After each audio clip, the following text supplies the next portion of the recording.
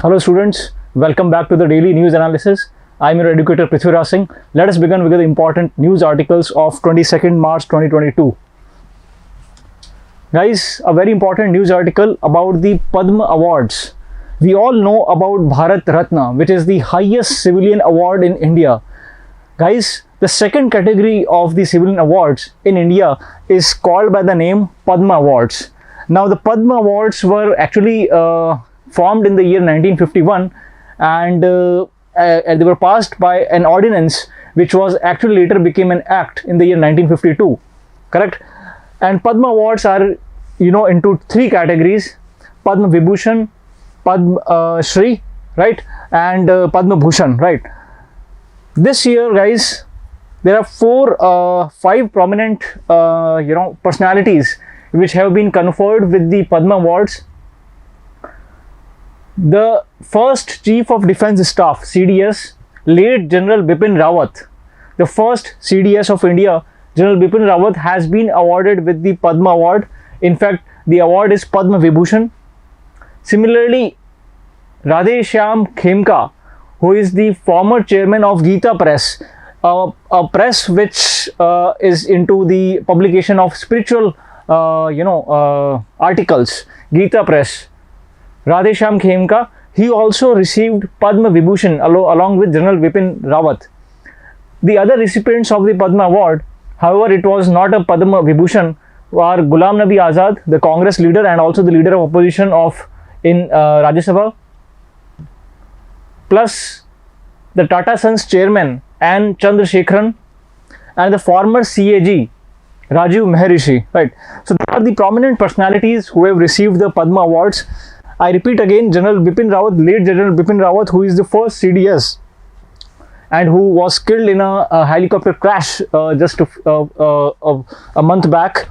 He was given Padma Vibhushan, which is the second highest civilian award, posthumously. Similarly, Radhe Shyam Khemka also received posthumously, right? So Radhe Shyam Khemka and General Bipin Rawat received Padma Vibhushan awards, the second highest civilian award in India, Padma Vibhushan, and they both received posthumously, right? So I hope we are clear. Moving ahead, as I said that Padma Awards are one of the highest civilian honors and they are divided into three categories. Padma Vibhushan, which is the second highest civilian award after Bharat Ratna, right? So as you can see, it is the second highest civilian award after Bharat Ratna. The second category of Padma Awards is Padma Bhushan, and the third category is Padma Shri, right? So Padma Bhushan is being given for the distinguished service of higher order, whereas Padma Shri is given for distinguished service, correct? Now every year the Padma Awards are being given along with the Bharat Ratna Award, and it is being given on the recommendation of Padma Awards Committee, PAC, or Padma Awards Committee, and the head of the committee is the Prime Minister, or you can see that the Prime Minister actually constitutes or forms the Padma Awards Committee, correct? And they find those personalities who have excelled in different fields. Plus, it also takes the forms from the self-nomination, right?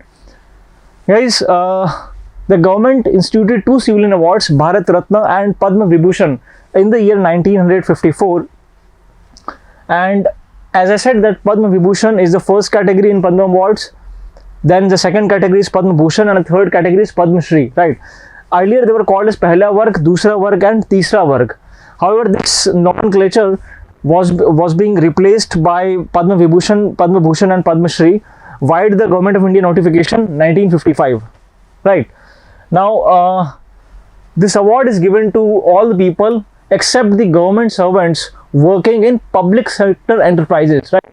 So those government servants who are working in public sector enterprises, except doctors and scientists, are not eligible for these awards.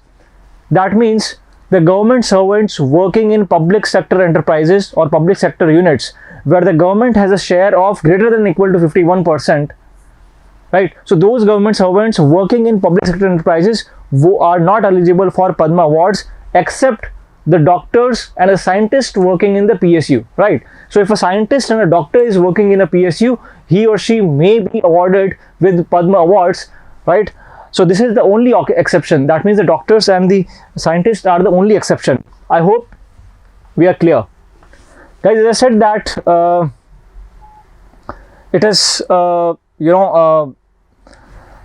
instituted in the before every year on the occasion of Republic Day, right? So every Republic Day you will be having the government, coming up with the Padma Awards, except for the brief interruptions during the year 1978, 79, and 1993 till 1997, right? Right. So one point is very clear, that it was constituted in the year 1954 and not 1951, right?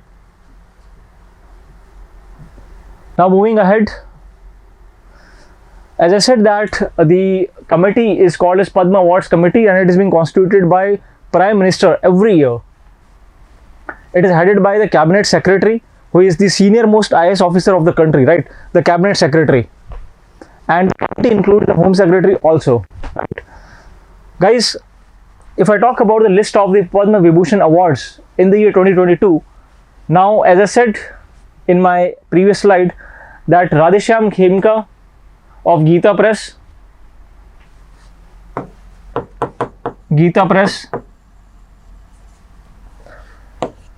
late General Bipin Rawat, the first Chief of Defence Staff. We discussed in our first slide that Radheshyam Khemka, who was the chairman of Geeta Press, and General Bipin Rawat, the late General Bipin Rawat, who was killed in a helicopter crash. He was the first Chief of Defence Staff. They both received Padma Vibhushan. Now when I say Padma Vibhushan, it is the first category of the Padma Awards, right? Padma Vibhushan, correct? And it is the second highest civilian award. Very important. It is the second highest civilian award. Now what is the highest civilian award? Definitely the Bharat Ratna. So Radheshyam Khemka and General Bipin Rawat were conferred with the Padma Vibhushan award. Apart from that, even the late governor of Rajasthan, Kalyan Singh, he was also the erstwhile Chief Minister of Uttar Pradesh. Kalyan Singh also received Padma Vibhushan award posthumously. Plus Prabha Atre, she comes from Maharashtra and she has excelled in the field of arts, right? So there are four categories, there are four personalities who have received Padma Vibhushan award: Radheshyam Khemka of Geeta Press, late General Bipin Rawat, Kalyan Singh, the late governor of Rajasthan, and Prabha Atre, who has excelled in the category of arts, correct? I hope it is clear, and expect a question on this. I expect a question of Padma Vibhushan awards in the exam, right? So very important.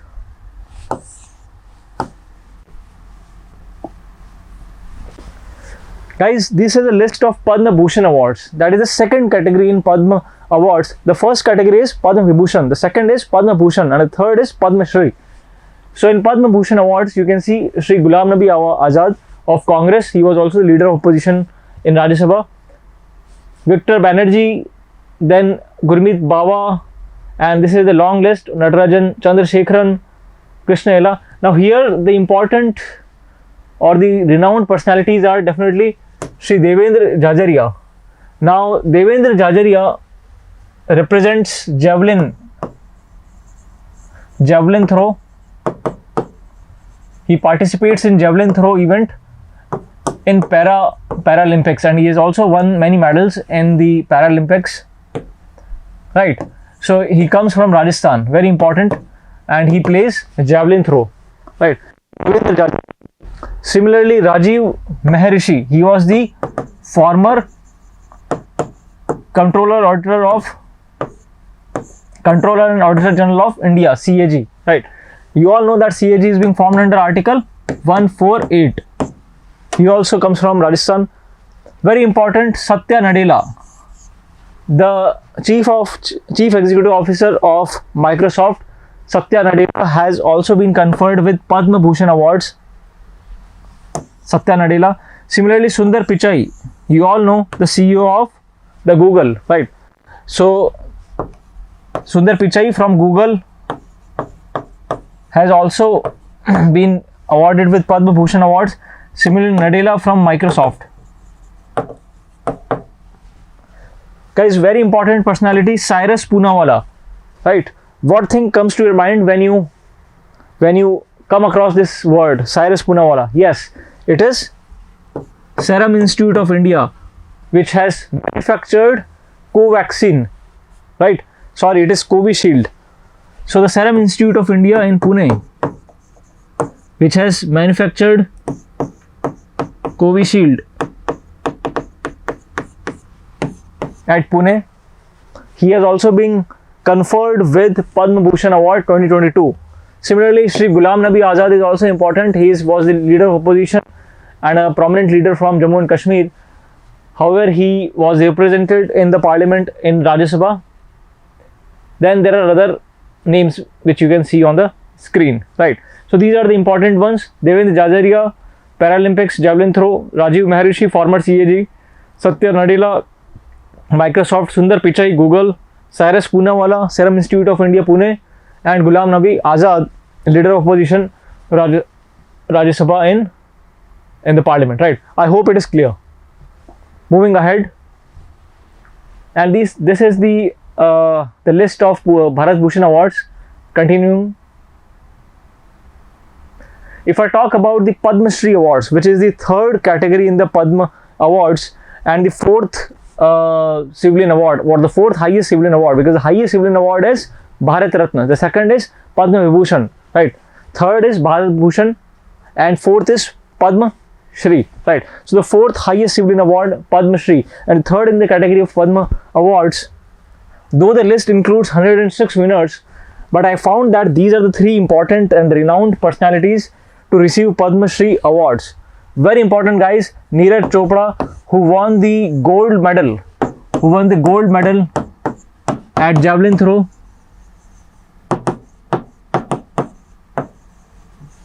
At Tokyo Summer Olympics.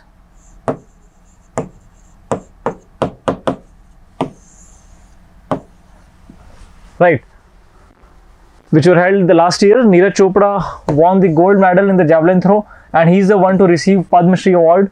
Similarly, the renowned singer Sonu Nigam, he has also received Padma Shri Award. A very important personality, Shri Shivanand, and the video of his is going viral on the online platforms. He's bowing down, again, in front of the Prime Minister and the President. Guys, he is 125 years in age. Can you imagine?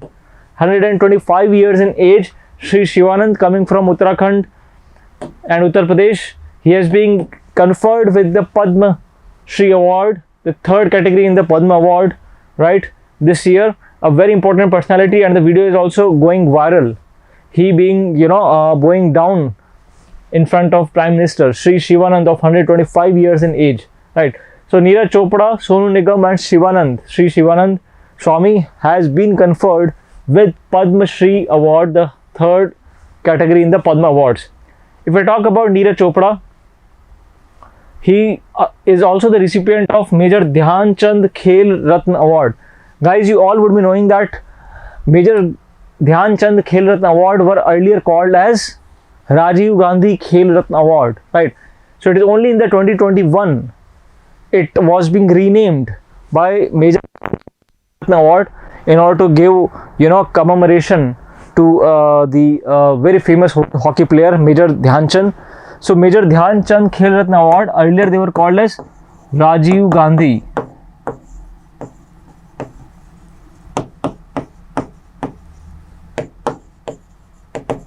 Khel Ratna Award. Guys, Rajiv Gandhi Khel Ratna Award, which is now called as Major Dhyan Chand Khel Ratna Award, is the highest sports award. Highest sports award in India, right? Highest sporting honor of India, awarded annually by the Ministry of Youth Affairs and Sports. So Neeraj Chopra, because he excelled in the Tokyo Olympics, by winning gold medal in javelin throw. He has been conferred with the highest sports honor of India, which is Major Dhyan Chand Khel Ratna Award. I hope it is clear, and students, and I expect a question on this. Moving ahead, guys, recently American under secretary, right, because the highest position is secretary, and then you have secretary, additional secretary, deputy secretary, under secretary, right? So the secretary of state in United States is Anthony Blinken, right? So Anthony Blinken is the secretary of state of United States, and the under secretary of United States, under secretary of the state of for political affairs in United States is Victoria Nuland, and she is on the visit to India, and she has met the foreign minister and the defense minister, and planning to discuss 2+2 ministerial agreement, and Ukraine was always at the center of the discussion. Guys, 2+2 ministerial meet means 2 ministers from both the side. One would be the external affairs minister, and the other would be defense minister, right? So from both the sides, from India as well as America. The external affairs minister in India is S. Jaishankar, and defense minister is Rajnath Singh, right? So external affairs minister and the defense minister of India, and the same for America, would sit for a hopeful meeting, for a possible meeting the next month in Washington, right? It is called as 2+2 ministerial meeting. So Victoria Nuland has discussed about India's stand on Ukraine, because you all know that at the Security Council meeting, United Nations Security Council meeting, India abstained from voting against Russia. Therefore, you would be knowing that there is a video going viral where President Joe Biden is saying that India has to clear its stand, and it is on a shaky ground. Shaky ground means India is not clear with its position, whether to support Russia or America, right? So America is disappointed, and it is saying that India must be clear in its stand, right? And it is a war against humanity. Many lakhs of people have suffered, have migrated, have fled Ukraine, and as per the news that goes, thousands of people have lost their lives. I'm talking about the civilians, right? So definitely the Indian government should condemn the Russian invasion in Ukraine. However, India has not yet cleared its stand over the same, right? So the 2+2 ministerial meeting would be held in Washington in the next month, and so these are the details which I shared. Guys, if I talk about the first 2+2 ministerial meeting of India, it was in September 2018, right? September 2018 was the first ministerial 2+2 dialogue or 2+2 meeting.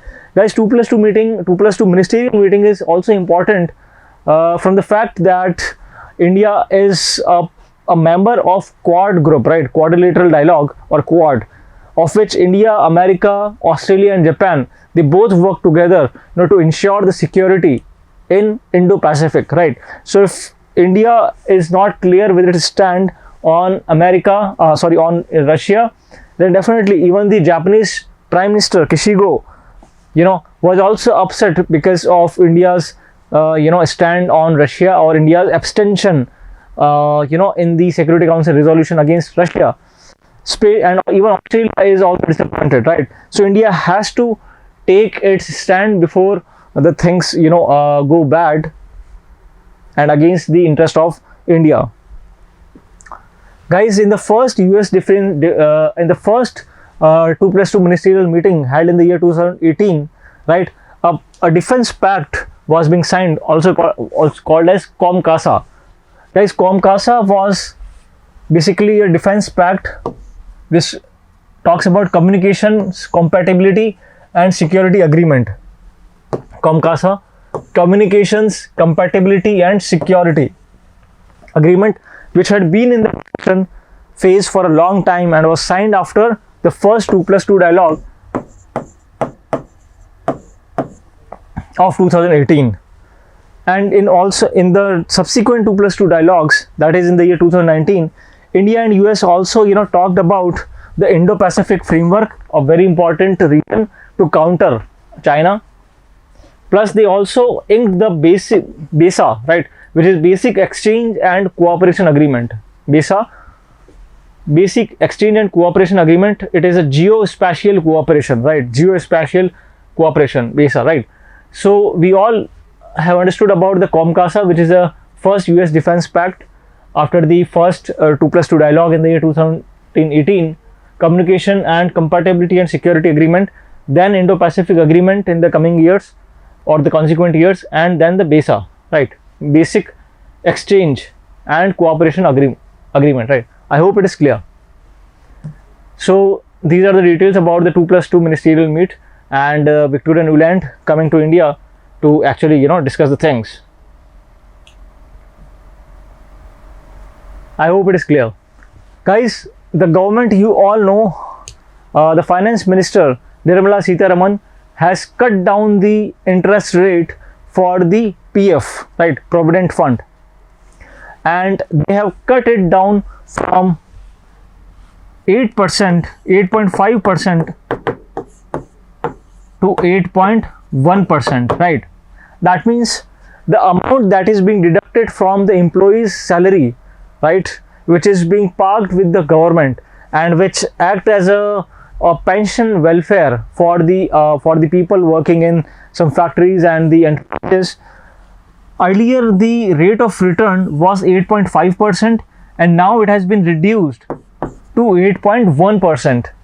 Guys, it is basically and this is the first time in the last 10 years that the government has substantially reduced the EPF rate or the Provident Fund rate.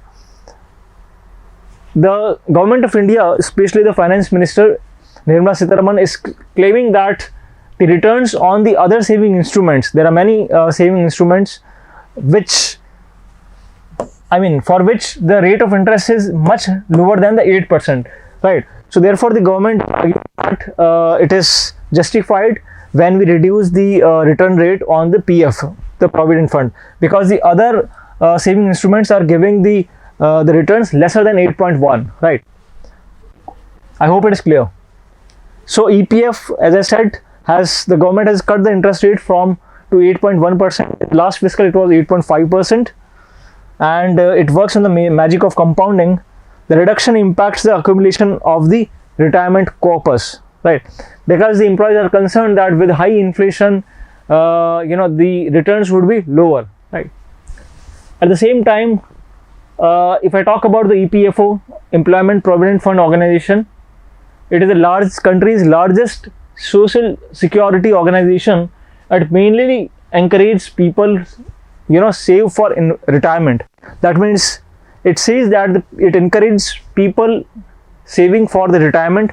It works under labor and employment and was established in the year 1951, right, with an ordinance passed in the year 1951 called as EPF Ordinance 1951.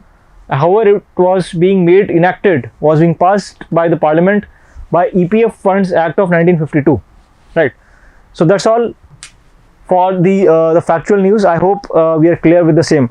So I presume that they may ask you the question that the rate for the PF has been reduced from 8.5 to what percent? So it is 8.1%. Number one. Number two, in which year the EPF Act was enacted? So it is the year 1952. They may confuse you with 1951 because in 1951 it came into being with ordinance, right? But it was in the year 1952. The third fact here is that it works under Ministry of Labour and Employment. The EPFO works under Ministry of Labour and Employment. I hope it is clear. Moving to the editorial section of the Hindu. Guys, there was an article on anti-defection law. Not exactly in today's newspaper, but a few days back, there was an article on anti-defection law, right? Very important to understand this. Guys, 1960s, especially 1967, was a time when various legislators were defecting their political party and were leaving their party to in the lure of ministerial berths, and some a big amount, right? So in order to curb this horse trading, the government of India in the year 1985 came up with a constitutional amendment called as 52nd Amendment Act 1985 in order to prevent such menace, people leaving their own original parent political party to join some other political party in lure of ministerial birth, right? So in order to curb this practice, 52nd Amendment Act was passed in the year 1985, and it introduced 10th schedule in the constitution. Guys, we all know that in the original constitution, which was enacted in the year 1949, 26 November, there were 8 schedules, right? And 4 were being added, after the original constitution, right? So there were 8 schedules. The 9th schedule was definitely the land reforms, and the 10th schedule was anti-defection law.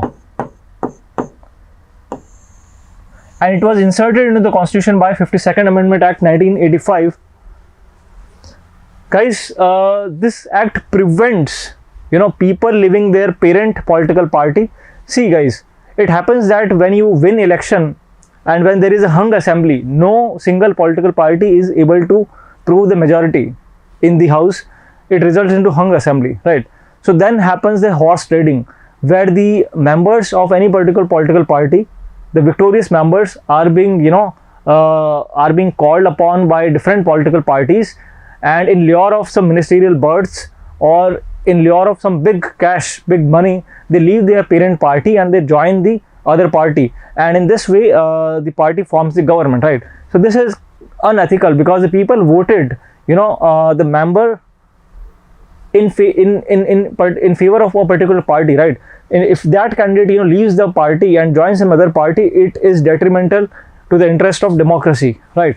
So therefore in 1985, 52nd Amendment Act was passed in the parliament to actually insert 10th schedule, which brought in the anti-defection law. So such people who leaves their political party, parent political party, would be disqualified from the position from the parliament by the speaker or the chairperson of the Rajya Sabha, right? So they would be disqualified, right? So this is called as anti-defection law. Now there was para 3 in the 1985 Act, which said that at least defection by 1/3 of the elected members of a political party was considered as a merger, right? That means, let's say there are 30 MPs from party A who have won the elections. Now out of 30, 1/3, that is 10 MPs, were allowed to join, let's say, party B, right? So that was very much allowed, right? So if 1/3 of the members of party A join some other party, they won't be penalized under anti-defection law. I hope you are getting my point. If 1/3 of the members of any political party joins other political party, then they won't be penalized or they won't be disqualified under anti-defection law. So this was a protection given to the defectors, right? But the condition was 1/3.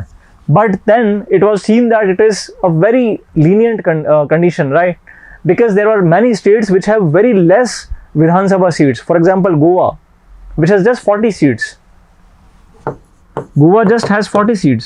Similarly, many northeast states like Sikkim, Meghalaya, Arunachal Pradesh, they have seats around 30 to 40, right? अब इनके अंदर if any particular political party, because let's say in Goa, in order to form the government, you have to win 21 seats, right? Assume any particular political party, winning 20 seats, and 1/3 of this is 6. If 6 leaves from this and joins another party, then it would be definitely change the result of the elections, right? It would change the overall scenario, which party would be forming the government, right? So therefore the para third of 1985 Act was actually, being not working in the small states. It was being found, experienced, witnessed by the parliament, and 91st CAA was passed in the year 2003, which changed this, right? Now at least 2/3 of the members of the party have to be in favor of a merger, right? So guys, the condition has been changed from 1/3 to 2/3, right? So earlier at least 1/3 of the members have to leave their political party in order to join another political party to avoid the disqualification under anti-defection. But this condition of 1/3 has been changed to 2/3. Now 2/3 is 66%, 66.66%, and 1/3 is 33.33%. In that sense, the condition has become much more harsher, much more difficult, right? So that means only when 2/3 of the MPs are leaving their political party to join another political party, they would be protected against disqualification under anti-defection law, right? So the condition has been made more stringent by 91st Constitutional Amendment Act 2003, right? Very, very important. 91st CAA 2003, right? I hope it is clear, and I expect a question on this, guys, because in Manipur, we have seen that in the last 5 years, many Congress MLAs have defected their political party, their parent political party, and have joined BJP, right? So therefore, this news becomes much more important. Now, if I talk about the question of judicial review, that is the decision of the Speaker or the Chairperson Rajya Sabha or the Speaker of Vidhan Sabha is final with regard to disqualification of MPs, my answer would be no. It is open for judicial review. That means it can be challenged in the Supreme Court also. But this judicial review is limited. It is only confined to jurisdictional errors. The errors which are based on the violation of constitutional mandate, which are based on malified actions and non-compliance with the rules of natural justice, right? So I would say that although there is a judicial review available, but this is limited. That means the decision of the Speaker or the presiding officer of the House can be challenged only, it is confined only to jurisdictional errors, right? Now guys, in the year 1992, the Supreme Court judgment with regard to Kihota Holahan versus Jashulhi.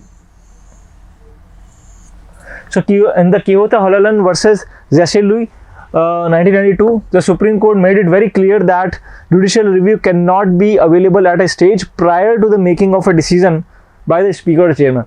That means only when the Speaker or the Chairman of the legislature has given his or her decision with regard to disqualification, then only it can be challenged in the Supreme Court, right? And not prior to their decision, right? It is not that before they make the decision, you are challenging it into the Supreme Court, right? It happened, guys, in Rajasthan when the members who were supporting the Sachin Pilot camp, right, which were upset with the Gehlot's, who is the Chief Minister, Gehlot's, administration or the policy, they were being disqualified. They were not disqualified at least, but they were being upheld under the 10th schedule, the anti-defection law. When they challenged the Supreme Court, the court said that we cannot interfere it before the Speaker decides the disqualification, right? So until and unless the Speaker do not disqualifies, the order cannot be challenged in the apex court. I hope I am clear. However, the law does not provide time frame, right? So the law does not provide a time frame, right? So there is no time frame mentioned under which in which the Speaker has to give his decision, right? So the Speaker, and this is the reason why it has been misused, right? For example, the new assembly or the new parliament was formed in the year 2019. Few MPs were being disqualified under 10th schedule, but the decision is yet pending, and it generally takes more than 3 years, 2 years, and the decision doesn't come. By this time, the assembly or the parliament has already completed its tenure, right? and therefore this provision of the constitution becomes, you know, defunct and becomes, you know, dysfunctional, right? So there is no time frame being mentioned within which the presiding officer has to decide a defection case. Now if I talk about the grounds of disqualification, very important, if an elected member voluntarily gives up his membership of a political party, and as per the 91st CW 2003, if it is less than 2/3, then definitely it would attract the disqualification under anti-defection law. Similarly, if he votes or abstains from voting, now this is something which is very, very controversial. If any MP abstains from voting, you know, in the house, let's say BJP has issued a direction that every member of the party, I mean every MP, has to vote in favor of a particular bill, and if any particular MP votes against that bill, it would actually attract 10th schedule. He or she may be disqualified, right? Now the direction which is issued by any political party is by whip, the whip of the party. Now whip is a member in the political party in the Lok Sabha and Rajya Sabha, you know, for all the parties, and he issues directions which has to be followed by the members of the particular political party, right? The whip of party. If any member goes against the direction of the party or whip of the party or decision of the party, then also he or she may be disqualified under anti-defection law. Now guys, this is very controversial because it goes against Article 19, which is freedom of speech and expression, right?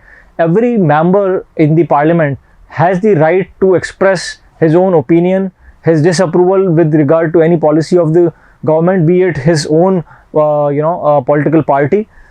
But sadly, anti-defection law of 10th schedule says that if he or she abstains from voting or goes against the direction or the whip of the political party, then he or she may be disqualified by the speaker or the chairperson under 10th schedule, right? I hope it is clear.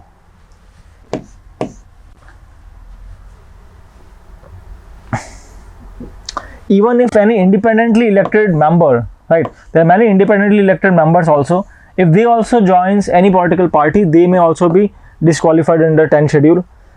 Similarly, any nominated member joins any political party after the expiry of 6 months, right?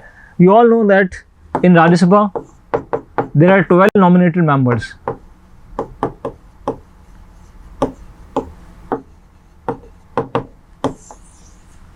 Right, who have excelled in different fields of literature, arts, social service and sciences. These are the 4 categories being mentioned in the constitution under Article 80 Clause 2. Literature, arts, social service and science. These are the 4 categories mentioned in the constitution for the people, you know, who have excelled in these fields to be nominated in Rajya Sabha, right? Now, if a nominated member joins any political party after the expiry of 6 months, then also he can be disqualified by the speaker or the chairperson of the Rajya Sabha, right? So these are the grounds of defection. I hope it is clear, guys. As I said that it violates Article 19 because every person has the freedom of speech and expression and has the freedom to express his or her disapproval. But if you are going against the whip of the party or direction of the party, you would be disqualified under anti-defection law. At the same time, there is also a controversial role of speaker, right? In many instances, the speaker, because the speaker usually, you know, comes from the ruling party, right? So you all know that the present speaker of Lok Sabha, Shri Om Birla ji, you know, he has won from the BJP and he is an MP from Kota, BJP, he represents the BJP, right? So he would always be partisan, would be biased in his decision, right? So therefore, it is being suggested that why not reform the position of the speaker, right? Because in Britain there is a dictum which goes like, once a speaker, always a speaker. I repeat, once a speaker, always a speaker. That means if you have won by on the ticket of a particular political party, the moment you assume the post of speaker, you have to give up your membership from that particular political party in order to ensure unbiasedness and impartiality, right? So in many instances it has been seen in India that the speaker has delayed deciding on the disqualification, number one. Number two, the 91st CW of 2003 talks about the merger, right? But the amendment does not recognize a split in a legislature party, right? There may be also a split in a legislature party, and instead it has recognized the merger, right? So it has not recognized the split. There may be a split also, right? It is not only merger, right? There can be some disharmony in the political party, and the members are not happy with the policy of the party, and they are splitting the party, right? So it is there. So therefore it has not recognized the split. Guys, even the Election Commission of India under Article 324 has suggested that it should be the deciding authority in the defection cases. That means the Election Commission should decide the defection cases, and not the speaker, because the speaker and the chairperson would always favor their political party, right? Supreme Court has also suggested that the Parliament should set up an independent tribunal headed by a retired judge of the higher judiciary to decide defection cases, right? There are also recommendations that President and the Governor should hear the defection petitions, and many commentators have said that defection law is no more working, and people are defecting, leaving their party, and the decisions are not coming in time. So therefore it has been misused, and it is only applied to save the government in the no confidence motion, right? So guys, so this is the article. So we have just learned the basic background of the same. Now coming to the article, which is slipping through cracks. As I said, that there is a time to take a fresh look at the 10th schedule of our constitution, and we need to supplant it with a regime that does not make a mockery of those who openly flout its provisions. We have discussed para 3 in the 10th schedule, which was omitted, right? Because para 3 of the 10th schedule was talking about 1/3 merger. The 91st Amendment Act made it more stringent to 2/3, right? So para 3 as it existed prior to the amendment protected defectors as long as 1/3 of the members, right? And it favored the small assemblies, right? So therefore 91st Amendment is a welcome move, right?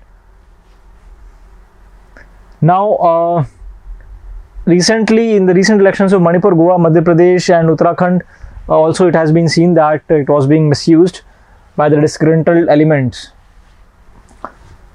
If I talk about the role of the Speaker of the Assembly makes sure that the proceedings are interminably prolonged, right? He does not come up with the decision, and in this way the utility of the 10th schedule is under question. It has been misused in Goa, Manipur, Karnataka, Madhya Pradesh. Guys, there is also an article in the Constitution, Article 164, 1B, which says that there shall also be disqualified to be minister from the date of his disqualification till the date on which the term of the office of such member would expire, right?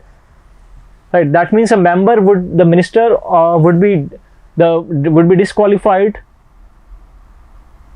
from the date of his disqualification till the date on which the term of his office of such a member would expire, right? Or where he contests the elections to the Legislative Assembly before the expiry of the term of the Assembly, right? That means definitely he would be disqualified, but if he resigns from the post, then what would happen? That is not being clarified. So if he leaves his political party, then definitely he may contest the new elections, right? He may come back again under the different political party, right? and the such fresh elections allows the disqualified members to be re-elected. Right, so this article actually says that the speakers when elected must resign from the party like Britain, and Article 164 should be omitted by moving a constitutional amendment, right? So the same that we discussed, Article 164, which says that a member of the MLA or MLA who is disqualified from being member of the House shall also be disqualified to be a minister from the date of his disqualification till the date on which the term of his office would expire, right? Or where he contests the elections to the Legislative Assembly before the expiry of the term of the Assembly, right? So this is all about the anti-defection law, and as I say that merely if you disagree with the opinion of your parent political party, you may be disqualified. That actually goes against the freedom of speech and expression, right? There is another important article, guys, a national border guard. Guys, if I talk about the international border, our border is actually being named by different nomenclatures.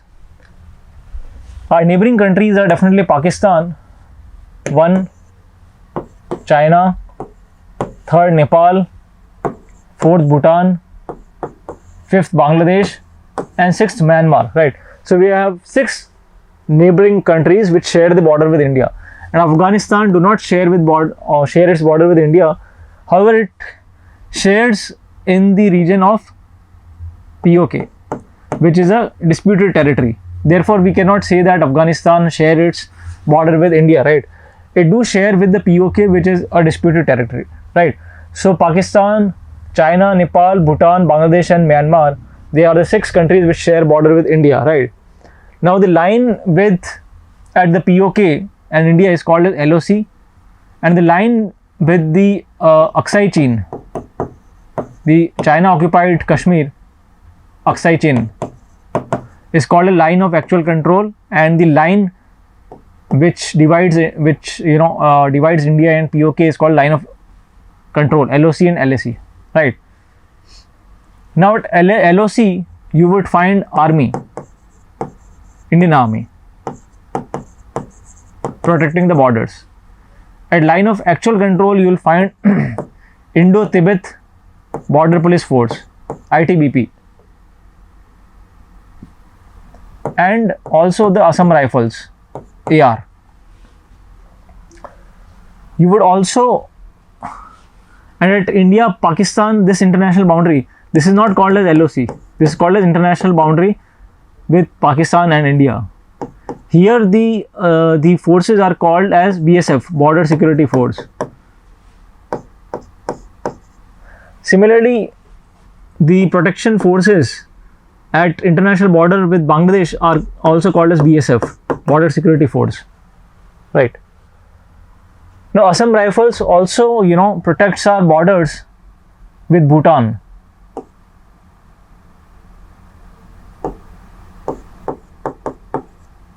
And Myanmar, right? So this is how the armed forces are being categorized. At LOC you have Indian Army, at LAC you have ITBP, Indo-Tibet Border Police, and Assam Rifles. At Pakistan border you have BSF. At Bangladesh border also you have BSF. At Myanmar you have Assam Rifles, and also at Bhutan you have Assam Rifles. So in this way there are multiple security agencies protecting our borders, and this leads to confusion and also lack of coordination. So this article says that where many countries are forming their integrated border protection police force, why not India also assimilates all the border forces and make one particular border protection force, right? It is especially important when China is coming up with this policy to rename the border villages and to augment the defense infrastructure at the border villages sharing the Indian border, right? So this article is important. It talks about the amalgamation of different armed forces. We have seen, guys, many armed incursions at LAC, Galwan crisis. Also, Pakistan backed infiltration of terrorists at LOC. At the same time, China has also come with LBL, or Land Border Law, LBL, and at the same time, it has also come up with Xiaokang Model Border Defense Villages. I repeat, Xiaokang Model Border Defense Villages, where 628 defense villages, 628 villages would be built as a model border defense villages along the 3,500 around kilometer LAC. Right. So therefore, government of India has to integrate its armed forces with a new category called as NBG, or National Border Guard. Right. So so there is a need for a comprehensive review of border management. Right. Now these are the details. Now, especially India's boundary with China, called as LAC, is much more larger than LOC, which is 3,323 kilometers.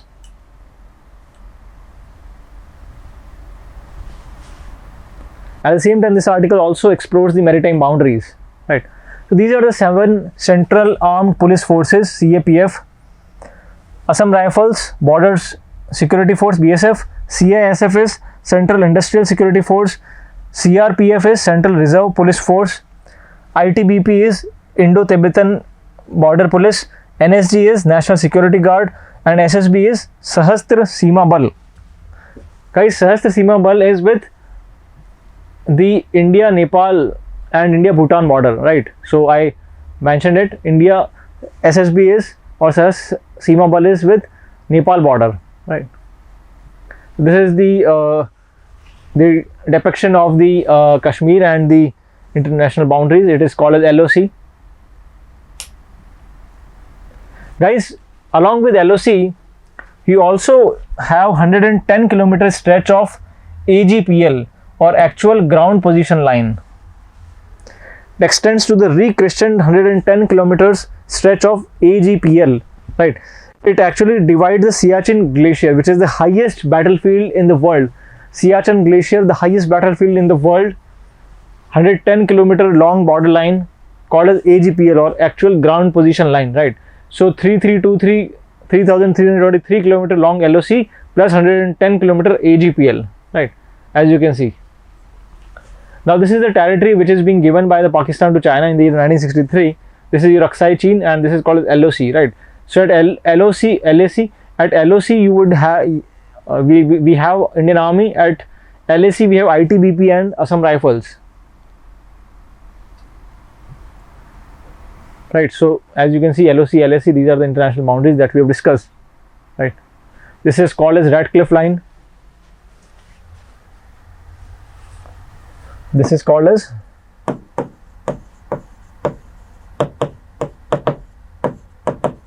Radcliffe Line. The boundary which divides Pakistan and Afghanistan is called as Durand Line.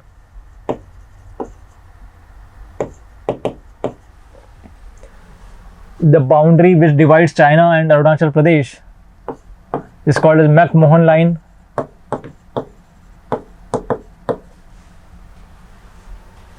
This is your LOC and Aksai Chin. This is Aksai Chin. This is called as LAC. And these are the international boundaries, right? I hope we are clear with the nomenclature. Radcliffe is for the international boundary between India and Pakistan. It is different from LOC, right? Because LOC divides India and Pak Occupied Kashmir, POK. The boundary which divides India and Aksai Chin is called as Line of Actual Control, or LAC.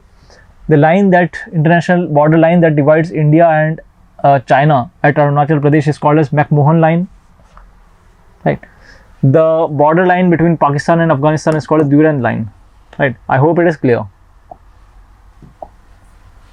Guys, as it is being seen on the screen, Army is deployed along the LOC and AGPL, Actual Ground Position Line, which divides the Siachen Glacier. BSF is is being deployed at the international boundary with Pakistan and Bangladesh, as we have discussed. At LAC, you have ITBP. That means the boundary that India shares with the Aksai Chin.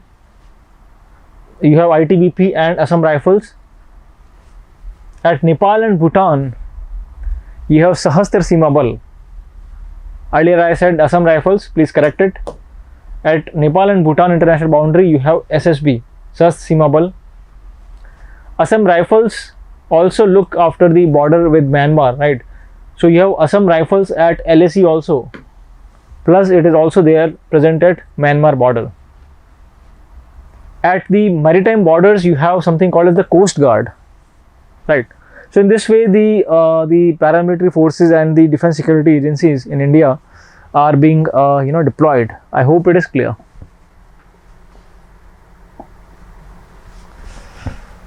So many countries like Iran, they all have formed the exclusive border protection forces like the Border Guard Command BGC in Iran. Similarly, in Italy, you have border police services. Russia has border guard service. America has homeland security, right? Even China has formed the People's Armed Police (PAP). Pakistan has formed the Frontiers Corps against its border with Afghanistan and Iran, and at the same time, it has formed Rangers with Indo-Pak border. So therefore, such integration and amalgamation of the security forces enhances the better combat cohesion. And this article talks about India's long need for a single security agency and how the manpower and the infrastructure could be better utilized when the armed forces are integrated, right? So a very interesting article, and they say that instead of having multiple border protection forces, why not integrate them into National Border Guard (NBG), which would work directly under the Ministry of Defense and would operate under the Indian Army, right? So this is all for today, guys. I hope you enjoyed the session. Be regular in the newspaper reading. My discussions, my sessions on the daily news analysis would definitely help you out. Stay tuned. Do like, share and comment, right? Press the bell icon for the regular updates. God bless you. Wish you all the best. Bye.